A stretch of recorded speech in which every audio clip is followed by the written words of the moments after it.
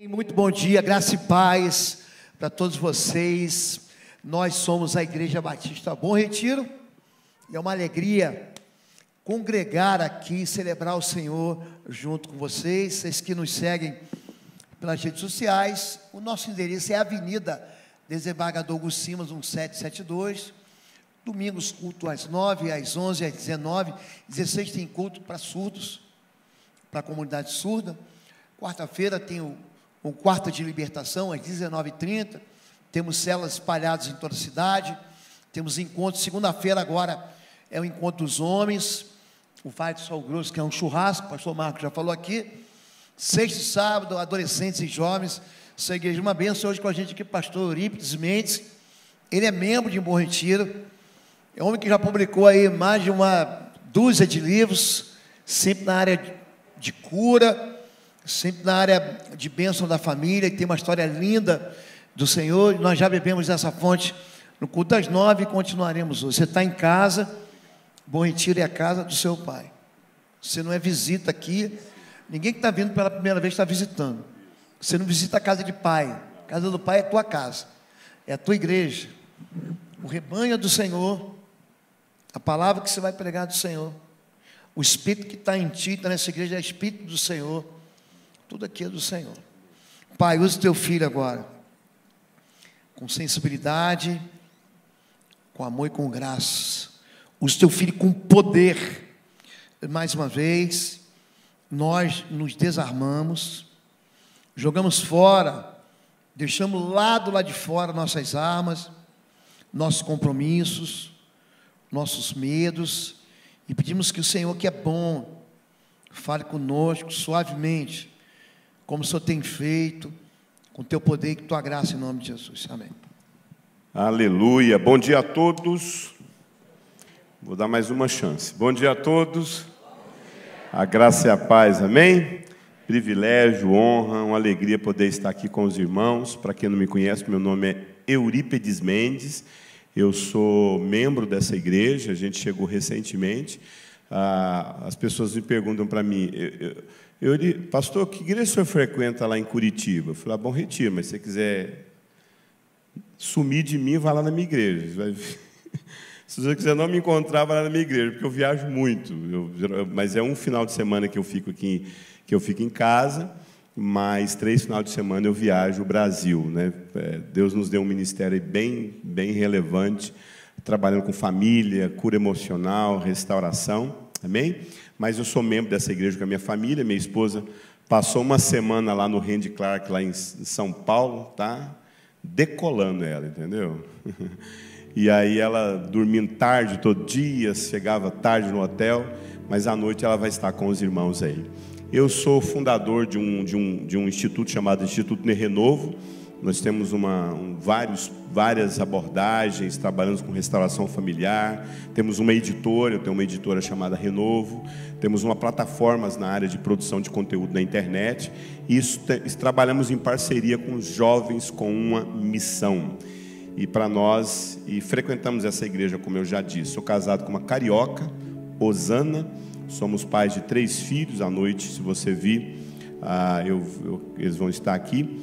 Sou pai de 3 filhos, o João Pedro, a Sara e a Júlia, e minha nora, Maria Eduarda. João Pedro é casado.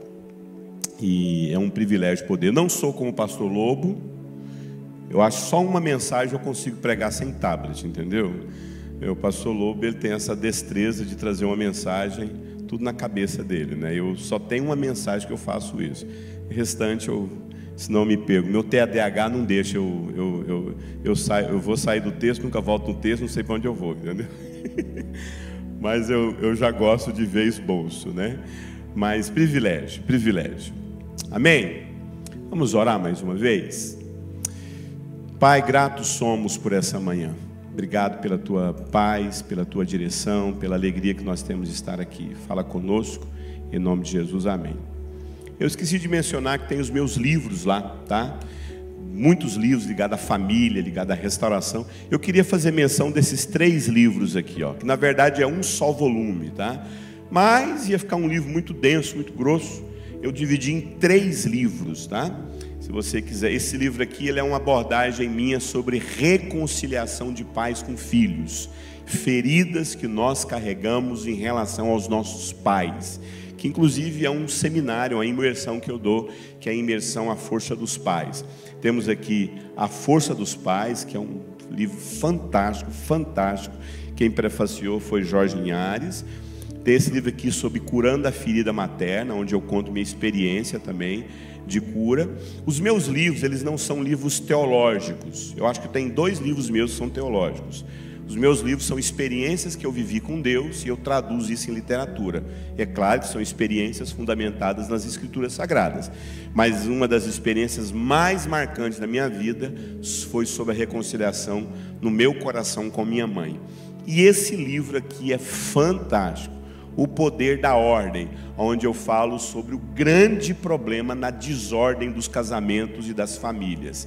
Sabia que eu descobri que a maioria das pessoas não se separam por falta de amor? Se você puxar a memória aí, você vai lembrar de um monte de gente que se separou mesmo amando.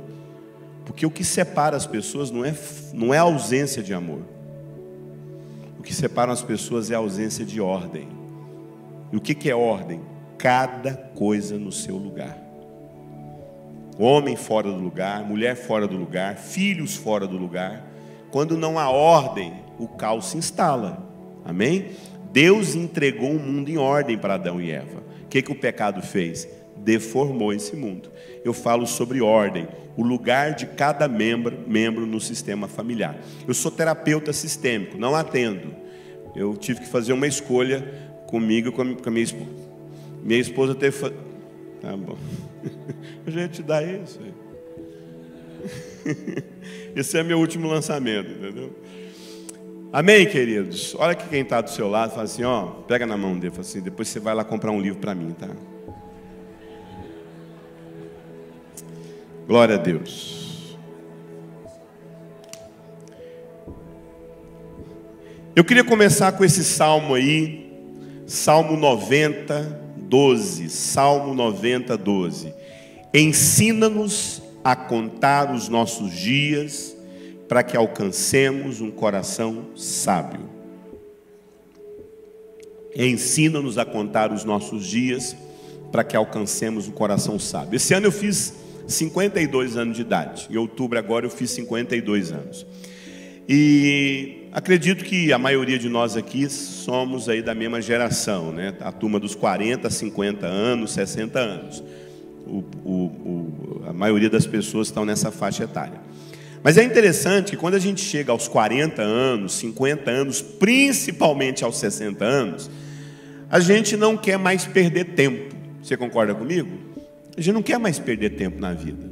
Se eu perguntar para esse rapaz que está aí com esse cordãozinho, usando uma blusinha todo bonitão, um cordãozinho em cima da blusinha preta dele. Quantos anos você tem? 17 anos. Qual é o seu nome? O Victor não está nem aí para o dia de amanhã. Você concorda comigo? O Victor não deita a cabeça no travesseiro em crise do que ele vai ser, do que ele vai adquirir. Ele tem que comprar um carro, ele tem que comprar uma casa, porque afinal de contas ele tem que preocupar com o futuro dele. Você se preocupa com essas coisas, Victor? O Victor não está nem aí para isso. Porque o Victor tem 17 anos de idade, 18, vai fazer 18 anos. Ele está pouco se importando com o dia de amanhã. Isso faz parte da idade dele. Se o Victor tivesse em crise com o dia de amanhã, a gente ia ter que fazer terapia, os pais dele iam ficar preocupados com ele.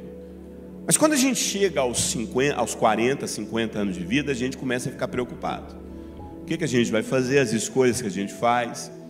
Sim ou não? Quem aqui não tem mais tempo para perder na vida, levante a mão. O Victor não está nem aí. Não, você não está nem aí para essa pergunta, Victor. Ele levantou a mão dizendo que está preocupado com o dia de amanhã, mas nunca. Nós, quando chegamos aos 40 anos, aos 52 anos, estamos preocupados sim com o dia de amanhã. Esse versículo, eu entendo que ele fala justamente sobre isso. Senhor, ensina-nos. Senhor, nos dá uma capacidade da gente olhar para cada fase da nossa vida e entender onde é que nós estamos. Ensina-nos a contar os nossos dias. E é interessante que contar os nossos dias fala da gente entender cada fase, entender cada momento, entender cada processo, entender aquilo que você vai ver vários versículos da Bíblia falando sobre caminhada. A vida cristã é uma caminhada de processos. Eu acho que eu já peguei o Salmo 23 aqui, não já preguei o Salmo 23? Já peguei? Salmo 23 fala exatamente sobre isso, os processos, a caminhada da nossa vida. Então, nós cristãos, nós temos esse entendimento, que a vida cristã, uma palavra que bem fala do que seria a vida cristã, é a caminhada, né? Paulo, em Colossenses 1:10, fala: para que vocês possais andar de modo digno, andar dignamente diante do Senhor, agradando em tudo. E eu queria fazer ênfase nessa palavra, eu queria dar ênfase nessa palavra andar. Vida cristã é um processo de caminhar, de andar, e você precisa buscar de Deus um coração sábio, para que você possa andar, saber como você está andando. Paulo fala que essa caminhada tem que ser uma caminhada digna. E aqui a gente poderia falar muita coisa. Inclusive, eu não sei se você sabe, o nome cristão não era o nome que os primeiros cristãos tinham ali no início da igreja, até porque poucas pessoas sabem disso. Mas a palavra cristão era uma palavra pejorativa para quem seguia Jesus. Quando alguém queria falar assim de gentinha fraca, gentinha ruim, gentinha pequena, sabe esse povinho? Agora um povinho aí, era cristão. É como se fosse uma gente desprezada, porque o nome mesmo que se dava para os cristãos era o povo do caminho. Era o povo do caminho, porque a experiência com Cristo, na maioria das vezes, sempre se dava quando alguém estava caminhando. Não sei se você sabe, o povo hebreu, né? O povo judeu, o povo ali, que os descendentes de Abraão, os israelitas, eles tinham o nome de israelita quando eles estavam fixados numa terra. Mas quando esse povo israelita, o povo judeu, estava caminhando, eles não eram chamados de israelitas, eles eram chamados de povo hebreu, porque o nome hebreu é justamente o nome que se dá para alguém que está caminhando, para alguém que está em processos. A palavra hebreu significa aquele que caminha, o abru, né, no hebraico, aquele que caminha, aquele que atravessa, aquele que passa, aquele que transpõe. E a vida cristã, repito, é uma caminhada. E é interessante que tem um texto que eu pessoalmente sou muito confrontado com ele, muito ministrado e muito confrontado. E é um texto que fala sobre discernir os dias, contar os dias.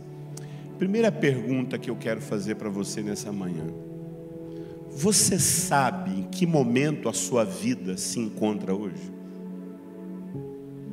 Você empurra a sua vida de qualquer jeito? Tá bom.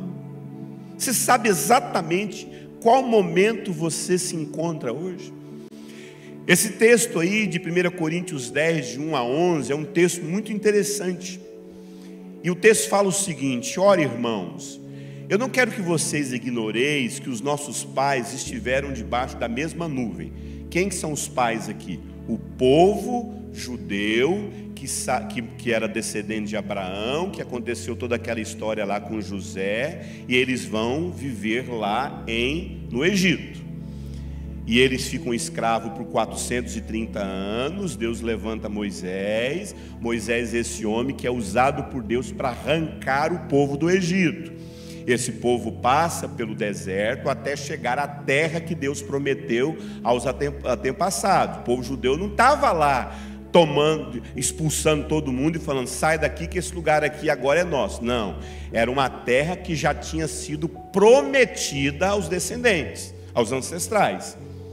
Então lá nos ancestrais, essa terra já era uma terra que pertencia àquele povo. O Moisés e aquele povo chegou para tomar posse lá de uma terra que já era deles. Era um grupo de 70 pessoas, uma família com 70 pessoas que andavam em tendas pelo deserto. Quando eles vão para Canaã, quando eles vão para o Egito, eles são 75 pessoas. Quantos habitantes nós temos em Curitiba? 1.600.000. Pasmem. Você sabe quanto o salto que aquela população deu lá no Egito a partir de 70 pessoas? Mais de 1 milhão de pessoas. Sem contar mulheres e crianças e idosos, a população de Israel, o povo judeu, cresceu dentro das muralhas do Egito, uma população de 2 milhões de pessoas. Gente, era a cidade de Curitiba. Era maior do que Curitiba. E aquele povo de 75 pessoas deu um salto para 2 milhões de pessoas. E então significa que o Egito foi o recurso que Deus usou para transformar aquele povo numa nação. Aquele povo nunca ia chegar a 2 milhões de pessoas sendo nômade no deserto, sim ou não? Não tem como, impossível. Então Deus usou o Egito como resposta para uma promessa que ele se tornaria como a areia da praia, como as estrelas do céu. O Egito foi, meu irmão. Só que não era propósito de Deus o Egito. O Egito só foi o recurso que Deus usou para aquele povo crescer. Mas nunca foi o propósito, porque não era a terra deles. E agora esse povo sai do Egito e vai na direção de terra de Canaã. E o Paulo vai apresentar um conteúdo muito interessante, uma descrição muito interessante do que aconteceu com esse povo no deserto. E ele fala: irmãos, eu não quero que vocês ignorem que os nossos pais estiveram debaixo da mesma nuvem, a Shekinah. Todos passaram pelo mar, o mar vermelho. Então aquele povo saiu do Egito e passou pelo mar. E você sabe que o Egito significa o mundo. Você sabe que o mar vermelho representa o batismo nas águas, sim ou não? E você sabe que Canaã representa o céu, a nossa eternidade com o Pai. Mas nós vamos nos aprofundar mais nisso. O verso 3 diz: todos comeram de uma mesma, verso 2: todos foram batizados em Moisés na nuvem e no mar. Todos comeram da mesma bebida espiritual, beberam todos da mesma bebida espiritual, comida espiritual, bebida espiritual, que é o maná. Lembra lá do maná que cai do céu? E da bebida espiritual, que é a rocha que brotava água, e o Paulo chega a dizer que essa rocha era Cristo, porque bebiam da pedra espiritual que os seguia, e a pedra era Cristo. Verso 5: mas Deus não se agradou da maioria deles, por isso foram prostrados no deserto, e essas coisas foram feitas em figuras para nós, para que não cobicemos as coisas más, como eles cobiçaram, não façais pois idólatras como alguns deles, e não forniquem como alguns deles fornicaram. Para quem não sabe, fornicação é sexo entre pessoas não casadas, solteiros, e caíram num dia 23.000. Verso 9: e não tentemos a Cristo, como alguns deles também tentaram, e pereceram pelas serpentes. E não murmureis, como alguns deles murmuraram, e pereceram pelo destruidor. Agora eu quero fazer ênfase no verso 11. Ora, todas essas coisas lhes sobrevieram como figuras, e foram escritas para nosso aviso. Então, olha, eu vou fazer um negócio aqui que eu odeio quando o pregador faz, mas quando a gente é pregador, ele não aguenta e faz também. Olha para quem está do seu lado. Fala assim: ó, isso aí, ó, foi escrito para você, varão. Foi escrito para mim. O texto sagrado está dizendo que o que aconteceu com o povo lá no Egito, o que aconteceu com o povo lá no deserto, e o que aconteceu com o povo lá em Canaã, é uma mensagem, é uma parábola, é uma figura para nós. Então, quando eu quero entender, olha eu ajudando você a discernir sua vida. Então, quando eu quero entender os processos de Deus na minha vida, o momento que eu me encontro, porque, amado, a gente está vivendo um momento da nossa vida que muitas vezes você não tem noção onde você está. E talvez por não entender o lugar que você se encontra, você não consegue dar o próximo passo. Talvez por não discernir o momento que você está vivendo, contando os seus dias, você não consegue ir na direção do que Deus tem para você. Então, amado, o que aconteceu com o povo lá no Egito, lá no deserto e lá em Canaã, o Paulo está dizendo para mim nesse texto de 1 Coríntios 10, de 1 a 11, que o que aconteceu com eles lá é uma mensagem para nós, é uma figura para que eu olhe e discirna melhor a minha vida. Então, as 3 fases, os 3 momentos lá em Israel, o Egito, o deserto e Canaã, representam a nossa vida. Então, quando você consegue entender o momento que você viveu no Egito, quando você consegue entender o momento que você está vivendo em Canaã, e quando você consegue entender onde Deus quer levar a vida de um cristão, amado, você vai saber viver em cada fase da sua vida. O Egito, no deserto e Canaã. E cada fase precisa levar você a se posicionar de forma correta para que você passe para o próximo nível. Eu nunca vou passar para o deserto, eu nunca vou deixar o deserto e ir até Canaã se eu não tiver uma postura correta no Egito que Deus quer me arrancar. No final dessa ministração, no primeiro culto, uma pessoa me procurou e falou assim: está aqui meu cigarro, está aqui meu fósforo. Eu quero ficar livre disso, porque eu preciso ficar livre do Egito.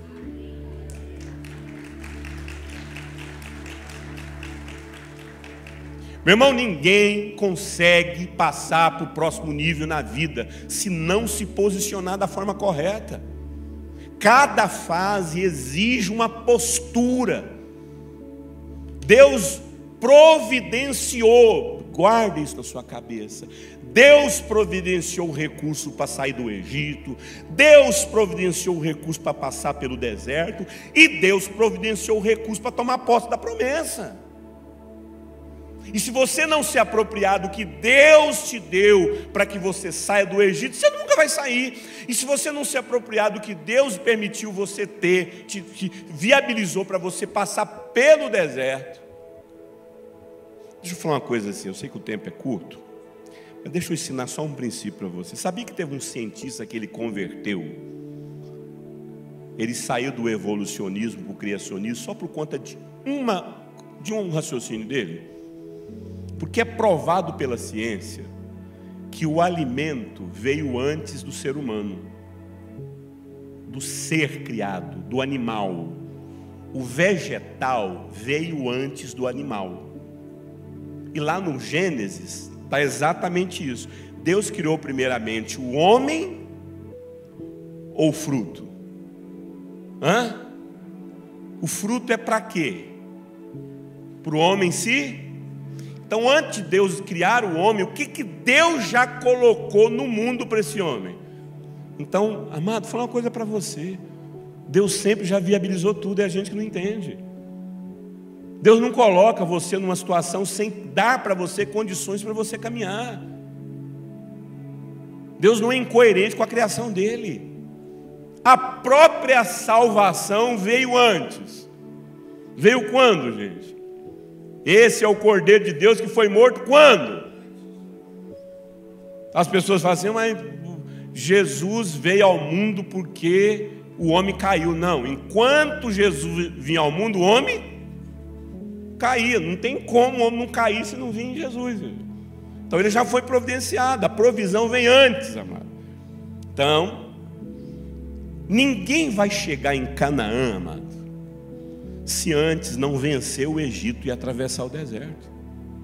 Você nunca vai conseguir chegar em Canaã, que são as promessas de Deus para a sua vida, se você não sair do Egito e não passar por Canaã, não passar pelo deserto. E eu quero compartilhar ainda aqui rápido com você como Deus arranca você do Egito, passa você pelo deserto e te introduz em Canaã.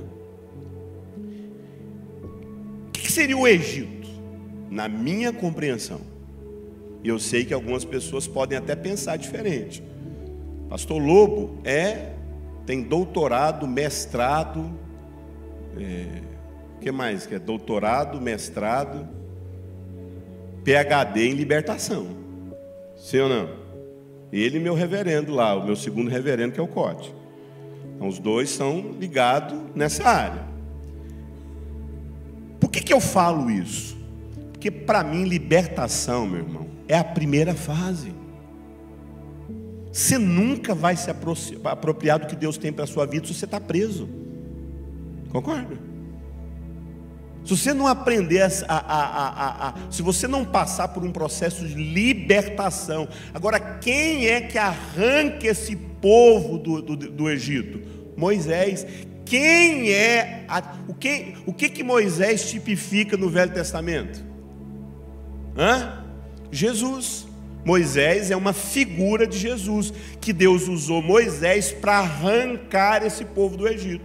Então o povo do Egito, amado, só teve que obedecer.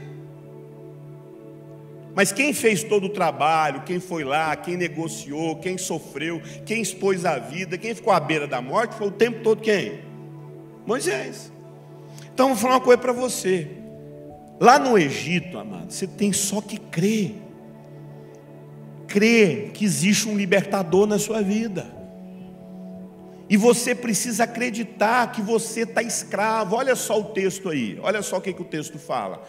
E lhes amarguraram a vida com dura servidão. Quem? Faraó. Quem representa Faraó no mundo? O diabo. O Egito representa o mundo, sim ou não? Faraó representa o diabo. E olha só o que o faraó faz. E lhes amarguravam a vida com dura servidão. Dura, não é só uma... Se servidão já é difícil, imagina dura servidão. Em barro e tijolos e com todo o trabalho no campo. Êxodo 1,14. Deixa eu te falar uma coisa. Tudo aquilo que te coloca em prisão é Egito. Vícios, espíritos malignos, opressão demoníaca, sexo desenfreado, pornografia, tudo isso, amado, é sinal de quem está no Egito. Enfia isso na sua cabeça e para de se enganar. Não tem como você passar para o deserto, para a segunda fase, primeiramente se você não encarar que você ainda está no Egito, meu amigo, minha amiga. Ainda está vivendo tempo de escravidão ainda. Escravidão no seu casamento, escravidão na sua pornografia, escravidão, não sei o que você vive. Pecados, principalmente a questão do pecado. Mas a palavra de Deus diz em Êxodo 3, de 7 a 8, disse o Senhor: vi atentamente a aflição do meu povo, que está no Egito. Eu gosto dessa frase, que está lá no Egito. Eu vi. Deus vê a sua escravidão. Deus está vendo os seus pecados, Deus está vendo o seu casamento com adultério, Deus está vendo os seus vícios, Deus está vendo a sua pornografia, Deus está vendo. E eu ouvi o clamor. Então agora deixa eu te ensinar um segredo para você se libertar do Egito. E é a minha régua. Se você perguntar, pastor, como é que você sabe quando alguém está querendo ser livre do pecado do mundo? Quando ele clama a Deus por misericórdia. Gente, se eu olhar para... eu teria dezenas de histórias para contar para você de pessoas que eu não vejo esse clamor. A pessoa gosta de viver no pecado, ela gosta. Ela tem prazer no pecado. Ela tem prazer no adultério, ela tem prazer nos vícios, ela tem prazer. Deixa eu te falar uma coisa, enquanto não existir um clamor, qual que é a chave que vira o fato de você sair do Egito? É quando você clama a Deus: Deus tem misericórdia de mim, eu sou escravo do vício, eu sou escravo da pornografia, Deus, eu sou escravo do adultério, Deus, eu sou um pecador, e eu estou preso aqui nesse mundo, o Senhor ouve o meu clamor. Aí você pode ter certeza que Deus vai ver e vai ouvir você. Mas enquanto você está gostando do pecado, escuta mesmo. Se o povo ficasse ali gostando de estar no Egito, não tem como. porque conheci as suas dores, portanto eu desci para livrá-lo da mão dos egípcios e para fazê-lo subir à sua terra, Deixa eu te falar uma coisa. Todo mundo que está aqui tem uma promessa de Deus na sua vida. A sua terra, a sua promessa, aquilo que Deus prometeu. Nós sabemos que Canaã é o céu, mas enquanto nós estamos aqui, Canaã pode ser outras coisas que eu vou mencionar daqui a pouco para vocês. Portanto, eu desci para livrá-los da mão dos egípcios, para fazê-los subir à sua terra, uma terra boa, uma terra larga, uma terra que mana leite e mel, Êxodo 3:7. Deus estende a mão e livra o povo do Egito. Deus arrancou aquele povo do Egito, mas presta atenção, quanto tempo Deus durou para tirar aquele povo do Egito? Uma noite, sim ou não? E quanto tempo Deus levou para arrancar o Egito de dentro deles? 40 anos. Mas eles saíram. Se você perguntar para mim se eu acredito que aquele povo que saiu do Egito e que morreu no deserto foi salvo, eu acredito. Eu acredito, pastor Lobo. Essa é a minha teologia. Porque no Velho Testamento a salvação não dependia se você crê em Jesus, dependia se você crê na existência de Deus e oferecer louvor e sacrifícios a Ele. Então eu acredito que aquele povo saiu do Egito. Agora, se você perguntasse para mim, aquele povo ficasse lá no Egito, não, eu quero ficar aqui, eu quero Faraó governando a minha vida, eu penso diferente. Mas eles saíram do Egito. Eles saíram do Egito. Olha só, eu fiz questão de colocar em ênfase isso aí, ó. Eu vi atentamente a aflição do meu povo que está no Egito e ouvi o seu clamor. Se não existe clamor no nosso coração, esquece, meu irmão. Clamor, desejo, vontade. E como eu disse, eu poderia contar centenas e centenas de experiências de pessoas que eu não vejo essa vontade de ser liberto. Vejo muito pelo contrário, prazer em pecar. Amado, uma vez eu fiz uma coisa, não recomendo isso para aconselhamento. Teve um casal que estava com a vida destruída. Aí um sentou na minha frente, eu tentando mostrar que eles estavam destruídos.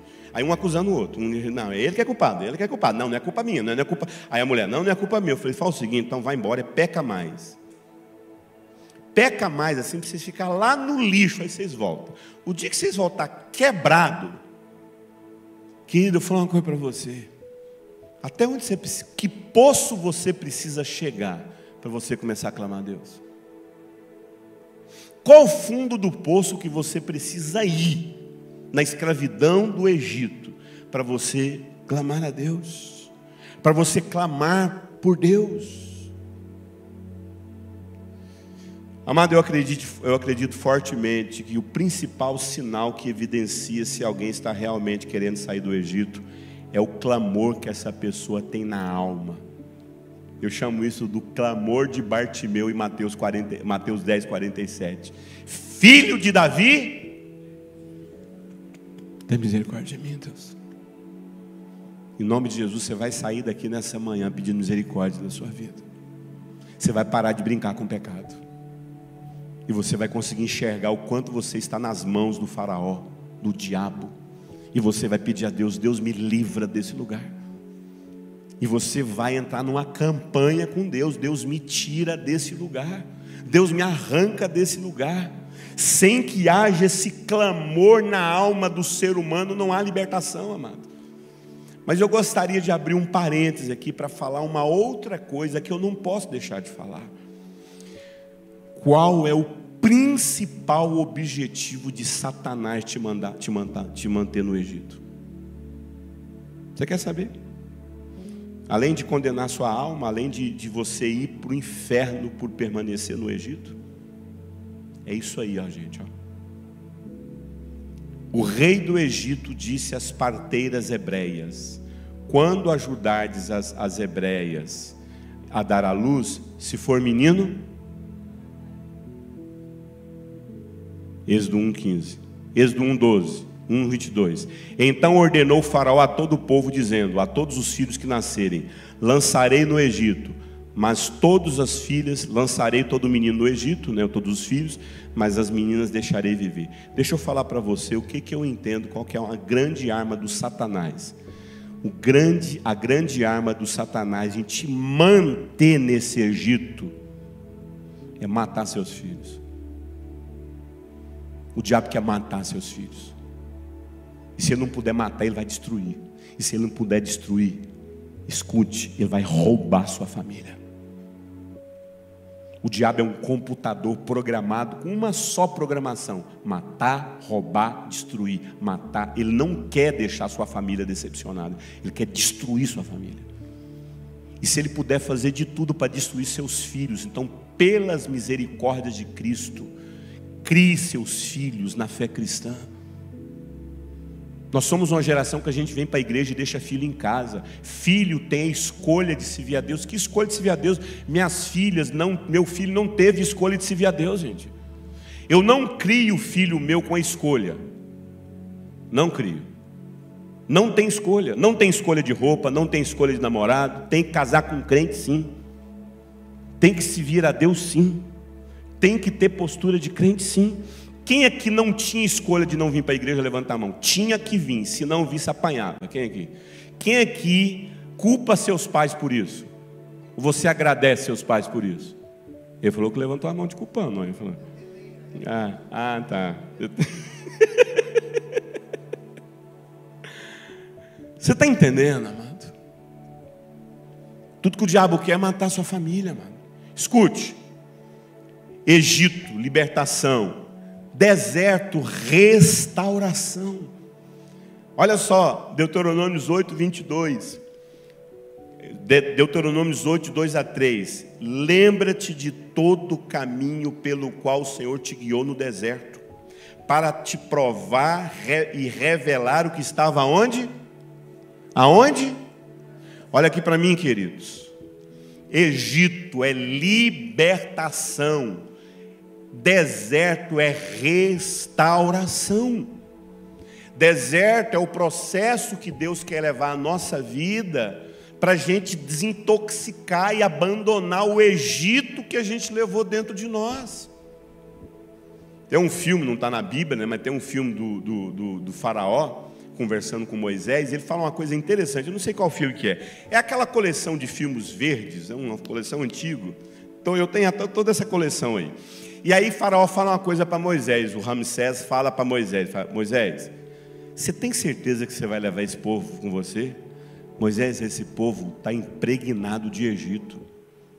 Cada célula deles tem um comportamento do Egito. Egito é o processo na nossa vida de restauração, aquilo que a gente chama de santificação. O Egito foi a mão de Deus instantaneamente arrancando aquele povo. Bastava eles acreditar em Moisés e falar: estamos contigo, Moisés. Bastava eles levantar a mão e aceitar Moisés. Bastava eles acreditar na palavra que Deus deu para Moisés, porque quem ouvia Deus era o povo ou Moisés? Bastava eles acreditar em Moisés e ir com ele. Aqui não, meu irmão. Aqui não é uma questão de acreditar. Aqui é uma questão de quebrantamento e submeter aos processos. Aqui foi Deus que arrancou instantaneamente. Quanto tempo esse povo tinha que passar pelo deserto? Quanto tempo? 40 dias e 40 noites. Não sei se você sabe, o tempo de 40 dias e 40 noites é como se você saísse de Curitiba a Bahia andando a pé. Se você sair andando de Curitiba a Salvador, dá 40, você não pode parar não, 40 dias e 40 noites andando. E esse tempo era o tempo que Deus tinha para esse povo, passar pelo deserto. Mas escute, eles ficaram 40 dias e 40 noites? Não, eles ficaram 40 anos. Por culpa de Deus ou por culpa deles? Culpa deles. Então deixa eu te falar uma coisa aqui, olha aqui para mim. Aqui é Deus que determina a libertação. Nesse processo é você que determina. Essa igreja tem escola de cura. Tem ou não tem? Como é que é o nome? Clínica da alma. Você está todo arrebentado, cheio de ferida, e não submete o que a igreja providencia. Vou falar isso aqui com todo cuidado e com muito respeito. Amém? Eu ia dar um seminário de restauração familiar. O seminário não aconteceu, sexta e sábado, o dia todo. Porque não teve coro. É claro que nós tivemos um feriado. Mas eu não vou perguntar quem aqui estava em Curitiba em casa sem fazer nada. E eu viajo o Brasil, amado. Todo final de semana, praticamente, eu estou numa igreja do Brasil. E os pastores sempre falam a mesma coisa. Meu Deus do céu, se eu soubesse, pastor, como eu queria que fulano está aqui. E engraçado, né, pastor? Quem mais tinha que estar é que não está. E pasmem, o conteúdo que eu entrego para vocês, sabe quanto que geralmente as pessoas pagam para me ouvir? 2.500. Você sabe quantos que você ia pagar? R$20. A igreja deu. Lembra o texto que nós lemos? Todos passaram pela mesma nuvem, todos passaram pelo mesmo batismo, todos beberam da água. Amado, Deus separou ali um grupinho especial. Falou, esse grupo aqui tem a Shekinah, esse grupo aqui tem maná. Esse povo aqui não é escolhido. Então vocês são os escolhidos, aqui eu vou derramar tudo. Tinha isso, meu irmão? Posso falar uma coisa para você? Ninguém vai ter desculpa diante de Deus que não teve um recurso que Deus providenciou para você passar pelo deserto. Aquele povo tinha problema com roupa? Não tinha. O pessoal que trabalha com roupa faliu. Aquele povo tinha problema com sapato? Aquele povo tinha problema com o sol escaldante do deserto? Tem uma Shekinah em cima deles. Aquele povo tinha problema de frio à noite, que congela no deserto? Não, tinha uma coluna de fogo guiando eles. Aquele povo tinha problema com água? Não, meu irmão, tinha uma rocha, que a Bíblia fala que era a teofania de Cristo. Uma rocha que caminhava com ele. Eu sempre imagino assim, aquele rochão. Se você não leu isso na Bíblia, pelo menos na novela da Record você assistiu, entendeu? Não é? Mas estava lá uma rocha, amado. Tinha água que brotava dessa rocha. Esse povo morreu de fome? Morreu de fome? Não, tinha maná que caía do céu, meu irmão. Esse povo morreu de vontade de comer carne? Meu irmão, você já viu descrevendo como é que era a quantidade de carne, de codornize que caiu do céu? A Bíblia fala que dava mais ou menos 90 centímetros de altura de carne. E mais de 2 quilômetros de carne que caiu do céu. E a Bíblia fala que aquele povo tinha carne nos dentes, de tanto. Vocês querem carne? Então vamos comer carne aí, come carne à vontade agora. Não tinha, mano, não tinha nenhum problema, não tinha problema de comida, não tinha problema de fome, não tinha problema de sol, não tinha problema de nada. Então o que eu estou querendo dizer para você? Aquele povo permaneceu no deserto porque Deus não providenciou recursos para eles passarem? Ou todo o recurso Deus providenciou? Sim ou não? Deixa eu te falar, ninguém vai ter uma desculpa diante de Deus que Deus não providenciou na nova aliança recursos superiores que do Antigo Testamento. Meu irmão, você tem recursos de Deus para poder passar por essa fase da sua vida de deserto. Deus já providenciou tudo. Nós temos os ministérios de Efésios 4:11. Nós temos vários ministérios. Nunca na história da humanidade nós tivemos tanta facilidade de acesso a conteúdo, sim ou não? E para que serve o deserto? Para revelar nosso coração, para revelar o que tem que ser tratado, o que tem que ser curado, o que tem que ser confrontado em você. Deserto é o processo que Deus leva para curar suas dores emocionais. Deserto é o processo que Deus leva para curar os seus traumas, para mudar comportamentos adoecidos que você aprendeu lá no Egito. Vou falar uma coisa aqui e eu trago para a minha única responsabilidade. Meu CPF é 598-702-57100. É responsabilidade minha e não dessa igreja. Nós tratamos a homossexualidade como pecado. E nós entendemos que a homossexualidade é uma prática que deforma o padrão de Deus para a vida do homem. Deus criou macho e fêmea. Isso é uma responsabilidade minha do que eu estou falando aqui. Mas escute, a gente tem uma facilidade de falar assim, lá os trejeitos desse irmão todo, né? Todo bichinho. Olha o trejeito dessa irmã toda lésbica. Mas posso falar uma coisa para você? E o trejeito hétero que a gente adquiriu lá no mundo? E o trejeito sensual que você, mulher, seduz homens com a sua roupa e com o seu corpo e com seus seios à vista? E o trejeito de galantear uma menina sem casar com ela? Isso é trejeito, da mesma forma que tem trejeito gay, tem trejeito hétero. O seu trejeito de negociar com pilantragem, o seu trejeito de mentir. E tudo isso Deus quer tratar no deserto, Deus quer curar isso.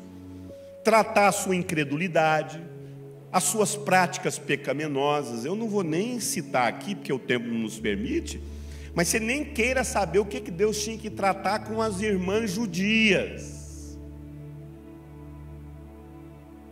Do que elas gostavam que tinha lá no Egito, nos homens. Quem conhece a Bíblia sabe, sim ou não? Depois você pergunta para mim que eu te falo. O que as irmãs queriam lá do Egito? E aqui estava tudo impregnado nelas. Murmuração, idolatria. O deserto é para tratar esse povo, porque Deus tira você do Egito, leva você pelo deserto para te introduzir em Canaã. Só que quem vai para Canaã é gente tratada, gente curada e restaurada. Quem vai para o deserto é gente convertida. Por isso que eu creio que todo mundo que saiu do Egito foi para o céu. Está lá todo mundo. Tudo estrupiado lá. Saiu assim. Mas foi. E principalmente, tratar nosso coração. Nós já estamos finalizando. Tratar nosso coração. Atos 7,38 diz: a qual nossos pais, eu não coloquei essa referência, quiseram obedecer, ao qual nossos pais não quiseram obedecer. Isso aqui é o sermão de Estevão que levou ele à morte. Ele fala: a qual os nossos pais não quiseram obedecer, antes rejeitaram no coração a direção de Deus e desejaram voltar para o Egito. Você quer voltar para o mundo todo dia, meu querido? Você quer voltar a ter aquele casamento mundano? Mas Deus quer alinhar nossas motivações, ensinar a dependência, ensinar para as nossas vidas aquilo que Ele quer trazer. O deserto revela nosso coração. O deserto é o processo de Deus revelar o que tem que ser tratado. Por quê? Porque é no deserto, Deus usa o deserto como processo de tratamento para curar e restaurar tudo aquilo que a gente viveu lá no Egito e foi deformado pelo Egito. O deserto desintoxica a nossa vida do Egito. O deserto te desintoxica. O deserto é onde nós aprendemos a depender de Deus na necessidade. Aquele povo ficou durante 430 anos dependendo do Egito. Agora eles tinham que depender daquilo que caía do céu. E só o deserto para tratar isso. Só o deserto para tratar isso. E aí nós temos a Canaã. A Canaã. Agora eu quero entrar exatamente. Tudo isso aqui foi introdução, tá? Agora que eu vou pregar. Uma boa introdução, a pregação é rápida. Você dá uma introdução boa, você pode pregar em 5 minutos a mensagem. Agora é a mensagem que eu quero trazer para vocês. Deixa eu te falar uma coisa. Egito é arrependimento.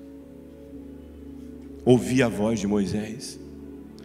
Deserto é o quebrantamento.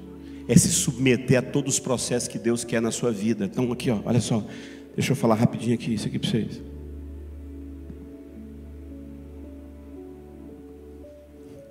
Sua mulher te traiu. Seu marido te traiu. Seu pai te abusou. Seu pastor lá abusou de sua vida. E lá no Egito você teve uma vida totalmente torta. Seu casamento foi de qualquer jeito. Mas lá no deserto Deus quer tratar isso. Você enfrenta. Deus, eu fiz tudo errado. Eu gerei um filho fora do casamento. Eu tive uma vida de solteiro, mas eu me arrependo, Senhor. Eu me arrependo da minha vida de pecado. Deus, eu sei que eu fui traído pelo meu marido. Você pode falar isso. Mas eu estou aqui para perdoá-lo. Eu estou aqui para buscar. Deus, muda isso dentro de mim. Cada coisa que você se arrepende e deixa de eu tratar, é um passo que você dá. Deus, cura minha vida. Isso aqui me machucou, mas eu me submeto ao processo. Eu marco gabinete, eu faço terapia, eu faço seminário, eu vou lá na minha cura. Deus, eu quero ser curado. Eu dou mais um passo. Amado, cada passo que você dá, quando você menos espera, você está na sua Canaã, gente. Canaã hoje não é um céu, claro que é um céu, mas não necessariamente um céu. Canaã é o seu casamento restaurado. Canaã é o seu casamento em paz. Canaã é a sua vida financeira. Canaã é a sua vida espiritual, é o seu ministério. É a sua Canaã, é a sua promessa. Mas presta atenção, a gente é assim, ó. Você dá de frente com o marido que te traiu, com os pecados que você viveu. Ah, homem tudo é isso mesmo. Homem tudo não presta, homem. Eu nunca vou valorizar homem na minha vida. Mulher não presta, toda mulher é isso aí mesmo. Essa mulher só quer abusar dos homens. Eu odeio liderança. Meu pai fez isso comigo, eu não perdoo. Líder é tudo igual. Meu irmão, quando você não submete aos processos de tratamento da sua vida, você fica orbitando em volta da sua dor.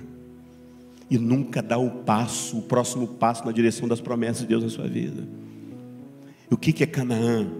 Olha só, Josué 1-3. Todo lugar que pisar a planta do vosso pé, vô-lo tenha dado. Eu vou falar uma coisa aqui, com muito cuidado, porque eu odeio puxa-saquismo. Isso aqui não é bajulação. Isso aqui é uma palavra de Deus para essa igreja, amém? Porque eu orei muito para trazer uma palavra de Deus para essa igreja. Vocês estão vivendo o tempo do Josué que introduz em Canaã. E o pastor Lobo é o homem que Deus colocou nessa igreja para introduzir vocês na promessa. Você está entendendo o que eu estou falando? Olha aqui para mim, queridos. O que acontece numa igreja acontece na nossa vida pessoal. Essa igreja está vivendo um tempo de quê, gente? Expansão. Isso significa que o que acontece na igreja de expansão acontece na sua vida também, expandindo seu comércio, expandindo suas finanças, expandindo sua vida familiar, te introduzindo nas promessas de Deus para você.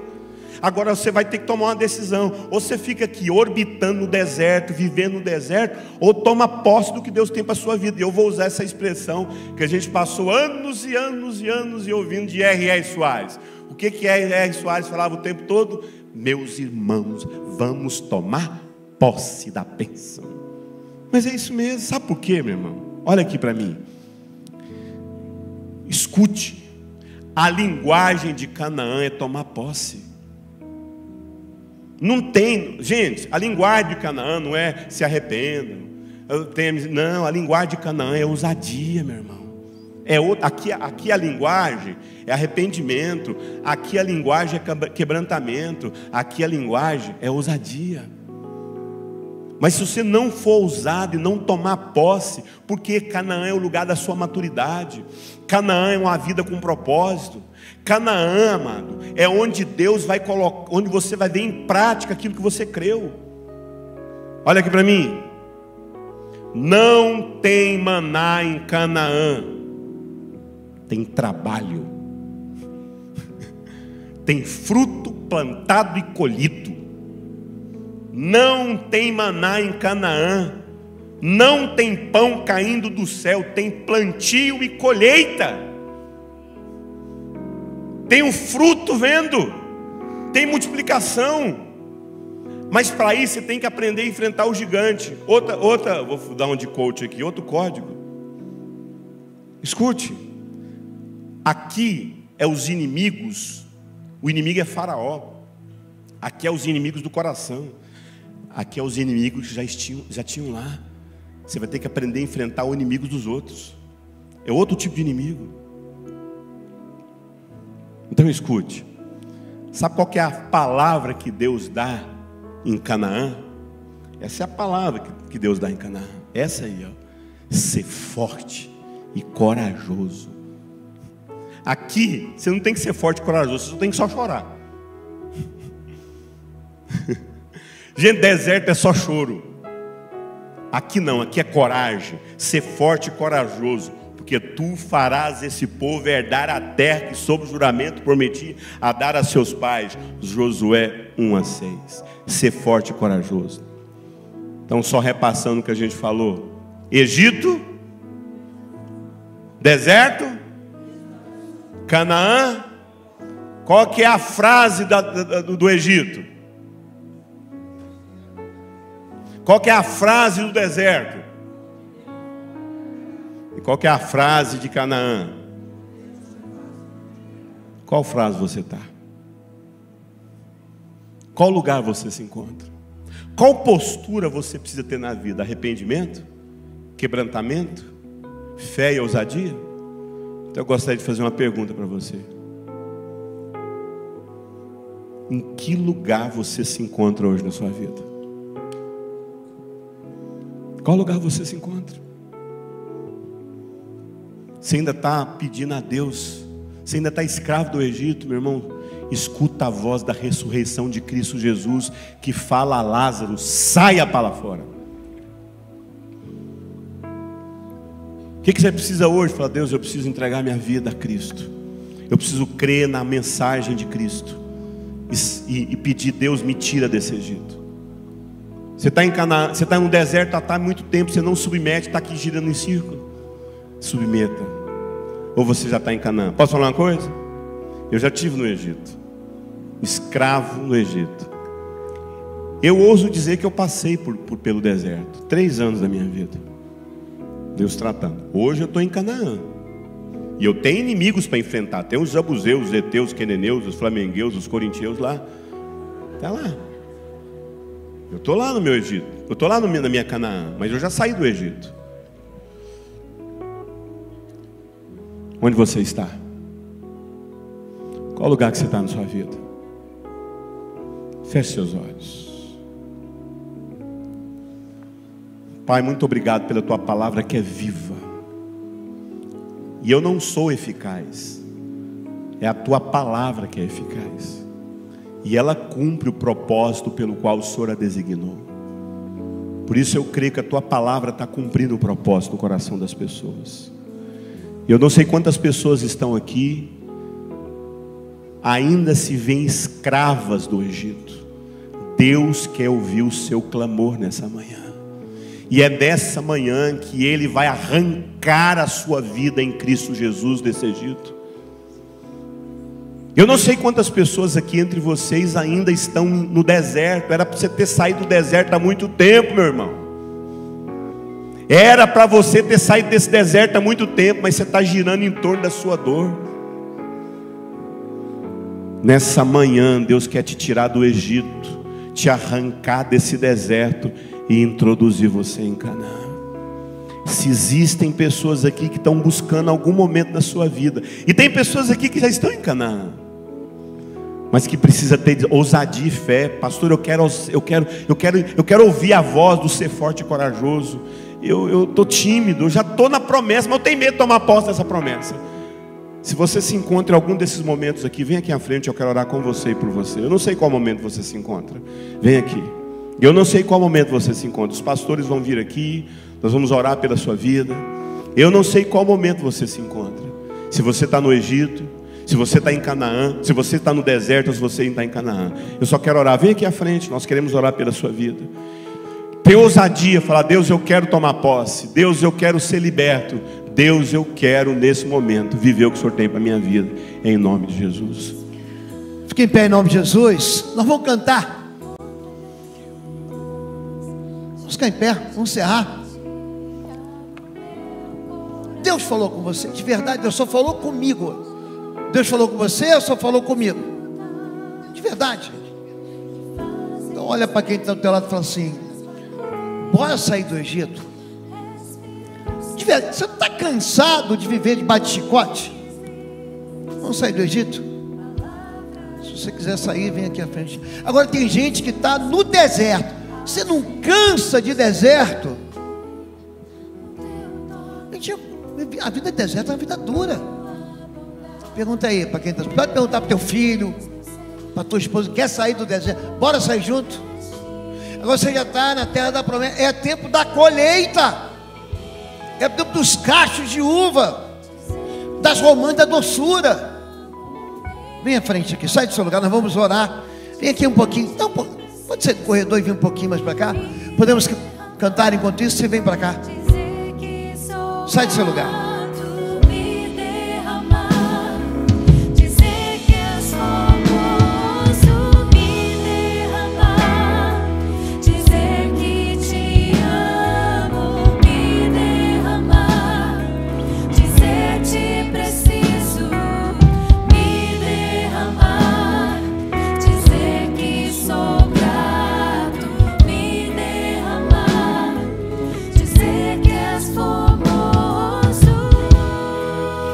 querido, em nome de Jesus, nós essa manhã ouvimos tão claramente a sua voz, Senhor. Alguns de nós ainda sendo brutalizados, machucados, aprisionados em vícios, em emoções frustrantes, em histórias cheias de feridas. Mas nosso lugar não é no Egito.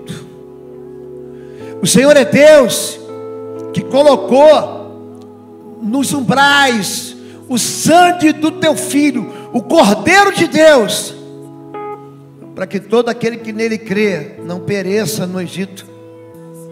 Pai, alguns dos teus filhos estão no deserto, passando por processos onde estão sendo esmagados, onde estão vivendo um processo de santificação. Encoraje os teus filhos, Pai, para que essa jornada seja curta, para que eles não pereçam no deserto, no meio da murmuração, da reclamação, nem das serpentes abrasadoras. O Senhor tem uma terra da promessa, o Senhor tem uma terra que mana leite e mel, o Senhor tem uma terra onde os cachos da vide vão produzir o mais puro vinho, onde as oliveiras vão trazer azeite. Pai, unge o teu povo, entrega o teu povo melhor, porque há um propósito na vida dos teus filhos. São pais, são mães, são maridos, são esposas, são filhos que vivem um propósito. Só tem uma chamada, uma vocação para cada um de nós. Essa manhã, Senhor Deus, nós saímos do nosso lugar. Cada um de nós se levanta para, numa caminhada de fé, declarar o nosso arrependimento, declarar a nossa persistência, declarar a nossa fé. Seja forte e corajoso. Seja forte e corajoso. É essa palavra que nós recebemos do Senhor, e com essa fé nós avançamos em nome de Jesus. Amém. Amém. Você pode dizer amém?